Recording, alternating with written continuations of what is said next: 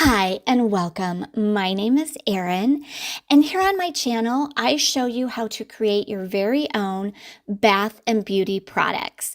So let's go ahead and get started with this week's video. Today, I'm going to be showing you how to make this beautiful blue lotion at home.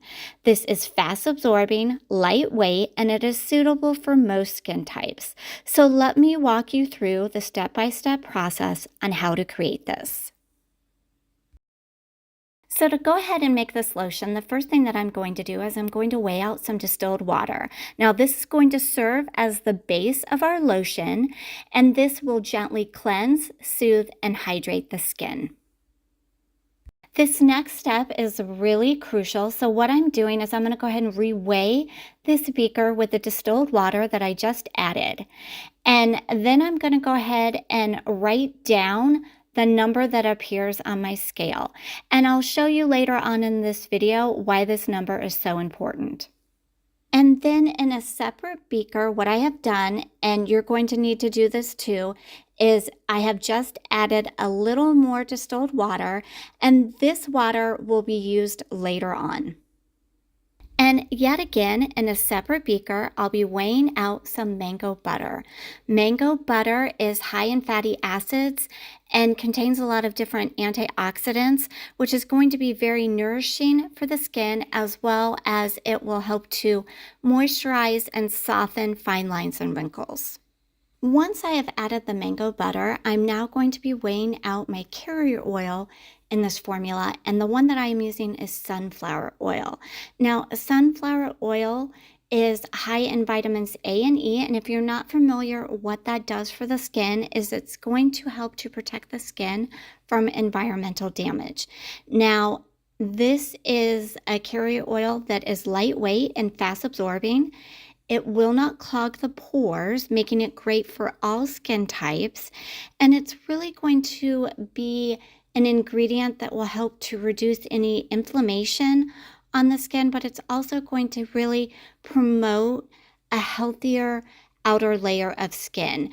This is an ingredient that I like to use a lot in skincare because it does offer so many different wonderful benefits for the skin. Because this formula contains both water and oil ingredients, I'm adding emulsifying wax. This is going to help to bind these two together, and it's also going to give the lotion some thickness to it. What it will do for the skin is it will help to hydrate and protect the skin. This next ingredient that I'm incorporating into this formula is beeswax. Now you're probably wondering why I'm using both the beeswax and emulsifying wax together, and the reason that I am doing so is because when you add both of them, it helps to improve the texture of the lotion, but it will also help to add some more moisture to the formula, which is going to be very beneficial for the skin. To my beakers, I'm now going to go ahead and cover them with tin foil, and this is going to help to ensure that nothing falls in as I am heating these. Now, I'm going to be placing this in my double boiler and allowing them to gently melt completely. Now, if you're not familiar with what a double boiler is or don't have one, you can go ahead and take a pot and put a couple inches of water in that pot, and then just go ahead and place your heat safe containers in that pot, and that will work just as well. Okay, so now that everything is melted, I'm going to go ahead and take my beaker with the water in it, and I'm going to go ahead and reweigh it. And what I'm noticing is that what's on my scale and what I wrote down earlier does not match. So I have some water loss, which happens, it's expected. And I'm going to go ahead and take that additional water in my smaller beaker, and I'm going to go ahead and add it to my larger one. Now, the reason that this is so important is because it is going to help with the overall texture and thickness of our lotion. Once that additional distilled water has been added, I'm going to go ahead and add everything into my oil beaker.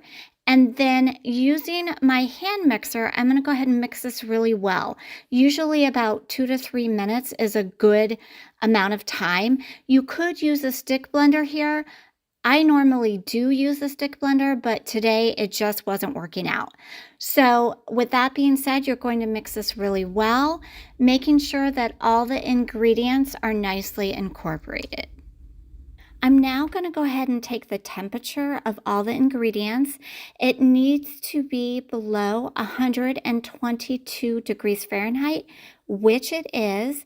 And that just means that I can now go ahead and add my heat sensitive ingredients. So the first one that I'm going to go ahead and add is going to be my preservative.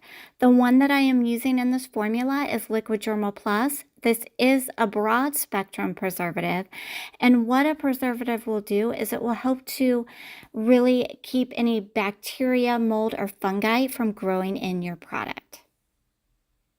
The very last ingredient that I'm adding is Blue Tansy Essential Oil. This is going to be the ingredient that gives our lotion that beautiful blue color.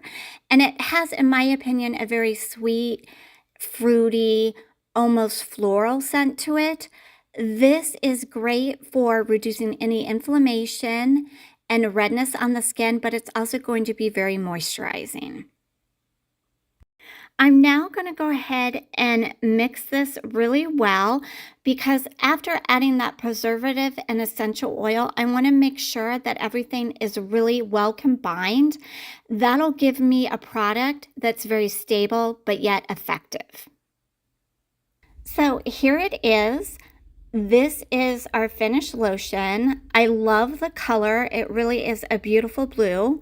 And again, that's coming from the Blue Tansy Essential Oil. And now all I have to do is go ahead and pour this into my container. Now the one that I am using has a pump to it, and that actually is, in my opinion, the perfect container to use, simply because this lotion is not super thick. It is a thin lotion, and this just makes it really good for dispensing. Now, this lotion did make approximately 4 ounces of lotion, and the size of container that I'm using today, it just worked out really well. Now, you can use whatever container you want. Once you have poured it into your container, you're going to want to allow this to sit for a couple of hours, and it will continue to cool down, but yet it will also continue to thicken up slightly. I'm going to go ahead and apply some of this lotion to my hands. Now, this is a lotion that can be used on the body and face if you wish. So I'm just applying it and going to be rubbing it in. My hands tend to get really dry, so this is going to be a good demo. And then once I've rubbed it in really well, hopefully you can tell here, but it does not leave a greasy residue and it absorbs very quickly. As always, I like to include some substitution options that you can use when making this lotion. So for the sunflower oil, here is safflower oil. In place of the mango butter, especially if you have oily or acne prone skin, shea butter is going to work really well for that particular skin type. Now, instead of emulsifying wax, a good option is Polo wax. If you're wanting to use something other than beeswax, you could use either candela or carnauba wax. That works well here. And then for the Liquid Germal Plus, you can use any broad spectrum preservative. You just need to make sure that it's safe for use in skincare. And then in place of the Blue Tansy Essential Oil, now you won't be left with that blue color. And you know, that's your option, but I felt like lavender essential oil works really good here. So thanks for watching, and if you'd like to see more DIY formulas, don't forget to like and subscribe.